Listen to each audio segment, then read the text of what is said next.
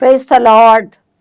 இன்றைய தினம் நாம் ஆண்டவரோடு ஒவ்வொரு நாளும் நம்ம நாளை ஆண்டவரோடு தான் துவக்கணும். அதில் வித்தியாசமே இல்லை. அது யாராக இருந்தாலும் சரி, அதிகாலையில் முதலாவது ஆண்டவரோடு தான் பேச வேண்டும். இப்போ இன்றைய நாளிலே ஆண்டவர் நமக்கு பேசுகிற காரியம் என்னவென்றால், பிதாவானவர் தம்முடைய ஆதீனத்தில் வைத்திருக்கிற காலங்களையும் வேலைகளையும் அறிகிறது உங்களுக்கு அடுத்தது அல்ல. அதாவது இப்போ எப்படி நினைக்கிறோம், இன்னைக்கு வந்துருச்சுன்னா இன்றைக்கி என்னெல்லாம் நடக்க போகுது, நாளைக்கு என்ன நடக்க போகுது, அதுக்கு நான் இன்றைக்கி என்ன செய்யணும், எப்படி என்னைய ப்ரிப்பேர் பண்ணணும் அப்படின்லாம் என்ன செய்கிறோம், கவலைப்படுகிறது. அதாவது ப்ரிப்பேர் நம்மளை ஆயத்தப்படுத்துகிறது தப்பு கிடையாது. அதாவது ஆண்டவருக்குள்ளே தான் ஆயத்தப்படுத்தணும். ஏன்னா நம்ம போகிற வழியில் என்ன நடக்கும், யார் யாரை பார்ப்போம், என்னென்ன பேசுவோம் அவங்களுக்கு அப்படின்றதெல்லாம் ஆண்டவர் முன்குறித்திருப்பார்.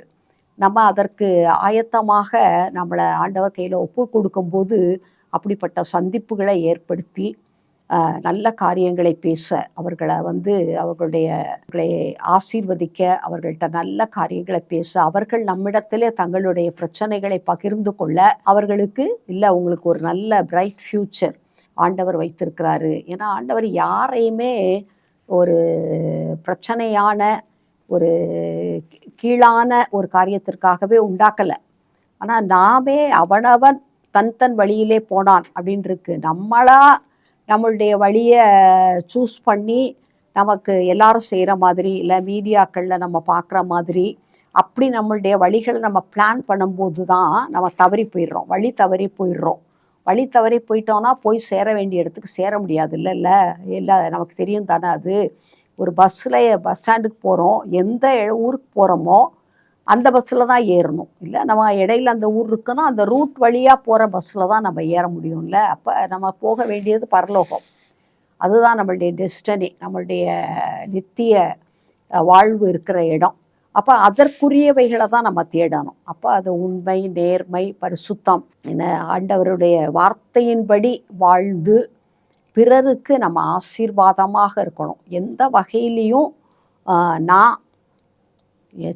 நான் சீக்கிரமாக முன்னால் வந்துடணும், எல்லாரையும் தள்ளிட்டு நான் முன்னால் வந்துடணும், நான் பணக்காரராகிடணும், நான் ரொம்ப எல்லாரும் நிமிர்ந்து பார்க்குற அளவுக்கு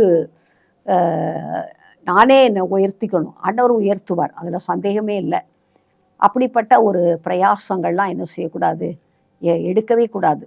ஏன்னா ஒரு ரோஜாப்பூ இருக்குதுன்னு எடுத்துக்கோங்களேன். அந்த ரோஜா பூவை ஒரு மொட்டை பார்க்கும்போது ரோஸ்னால் எல்லாருக்குமே ரொம்ப ஆசையாக தான் இருக்கும். ஆனால் அந்த ரோஸ்லேயும் முள் நிறைய இருக்கும்.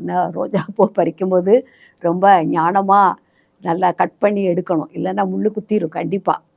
அந்த ஒரு மொட்டை எடுத்து அதை விரிக்க நம்மளால் முடியும். அதை நாமே அதை மலர்ந்த மாதிரி காட்டுறதுக்கு முடியும், அதை செய்யலாம். ஆனால் நாம் செய்யும்போது இருக்கிறதுல எவ்வளோ பெரிய நஷ்டம் தெரியுமா. நம்ம விரிச்சிடலாம், ஆனால் நம்ம கை படும்போதே அந்த இதழ் என்ன செய்கிறோம், சுருங்கிரும், வாடிரும். நம்ம கை படுறதே அதோடைய இயற்கையான அழகுக்கு பாதிப்பாக இருக்கும். ஆனால் அதே இது அடுத்த நாள் அது தானே மலருது அதிகாலை வேளையிலன்னு பார்த்தோன்னா ரொம்ப அழகாக விரிஞ்சிருக்கும். நம்ம பக்கத்தில் போகும்போதே வாசம் அடிக்கும்.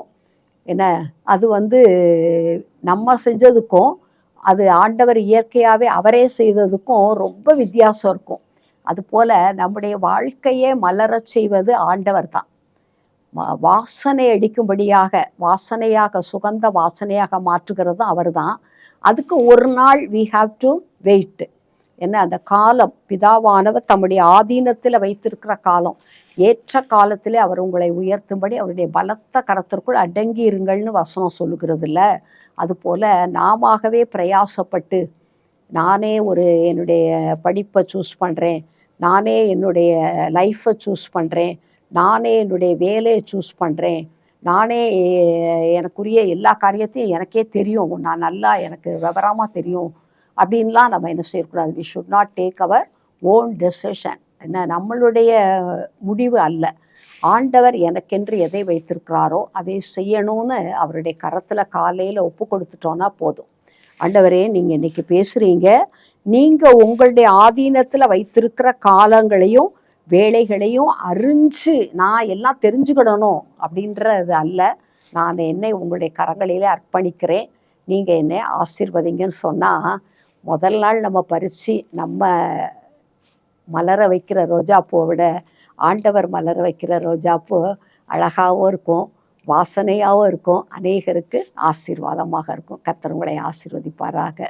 ஆண்டவரே, ஏற்ற காலத்தில் நீங்கள் உயர்த்த உங்களுடைய பலத்த கரத்திற்குள் பிள்ளைகள் அடங்கி இருக்க தாங்களே செயல்பட்டு விடாதபடி ஆண்டவரை பொறுப்பெடுத்து வழிநடத்தும்படியாக ஜெபிக்கிறோம். அர்ப்பணிக்க கிருபை தாங்க. இயேசுவின் நாமத்தில் பிதாவே, ஆமென்.